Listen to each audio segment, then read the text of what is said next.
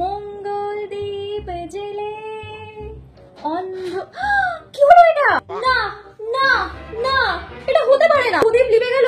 হে ভগবান, হে ভগবান, এটা তুমি কিসের সংকেত দিচ্ছ আমাদের? প্রদীপ লিভে গেল। তাহলে তাহলে কি আবার এই খুটখুটি রাজবংশের উপরে কোনো কালো ছায়া আসতে চলেছে? না, এই জবা থাকতে এই খুটখুটি বংশের উপরে কোনো কালো ছায়া আমি আসতে দেব না, কিছুতেই না, দেব না।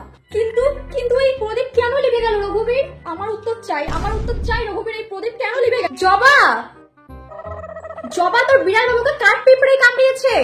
না না, এটা হতে পারে না, এটা কিছুতেই হতে পারে না। আর সেই কাঠ পিঁপড়ের কামড় খেয়ে তোর বিড়াল বাবু ছটপট করতে করতে অজ্ঞান হয়ে গেছে। তাহলে ভগবান, তুমি এই সংকেত দেওয়ার জন্য প্রদীপ লিভিয়ে দিলে?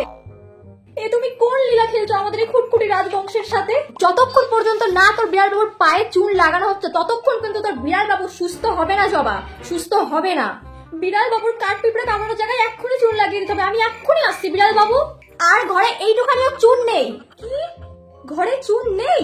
না না না না, এটা হতে পারে না। যা, যেখান থেকে পারিস তোর বিড়াল বাবুর জন্য চুন খুঁজে নিয়ে আয়। আমি বিড়াল বাবুকে চুন লাগাবোই, আমি যেখান থেকে হোক চুন খুঁজে আনবো।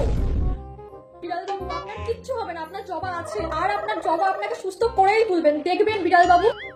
ওই সামান্য কাঠ পিঁপড়ে আপনার কিচ্ছু করতে পারবে না। আমি আপনাকে সুস্থ করবই, আমি এক্ষুনি আসছি বিড়াল বাবু। যা জবা, যা চুন খুঁজে নিয়ে আয়। তুই চুন খুঁজে আনার আগেই আমি তোর বিড়াল বাবুকে চুন মাখিয়ে সুস্থ করে দেবো।